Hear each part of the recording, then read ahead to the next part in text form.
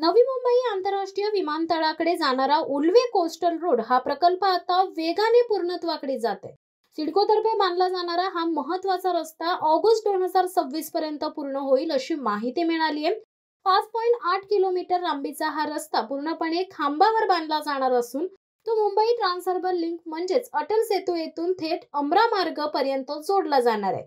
याशिवाय 1.2 किलोमीटर लांबीचा उड्डाण पूल थेट विमानतळाच्या आतपर्यंत पोहोचणार आहे। या रस्त्यामुळे प्रवाशांना MTHL पासून नवी मुंबई विमानतळापर्यंत केवळ 10 मिनिटात पोहोचता येणार आहे, तेही कोणताही सिग्नल न लागता आणि ट्रॅफिक पासून पूर्ण मुक्त।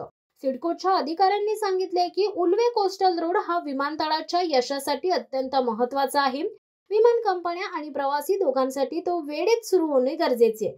सध्या प्रवाशांना चिर्ले इंटरचेंज आणि गावन फाटा मार्गे वळसा घ्यावा लागतो, ज्यामुळे 15 मिनिटाचा अतिरिक्त वेळ आणि JNPT जाणाऱ्या ट्रक गर्दीचा त्रास सहन करावा लागतो। डिसेंबर 2025 मध्ये नवी मुंबई विमानतळ सुरू होण्याची शक्यता असून हा कोस्टल रोड तयार झाल्यानंतर मुंबई ते विमानतळ प्रवास अधिक सोयीस्कर, सुरक्षित आणि जागतिक दर्जाचा होईल।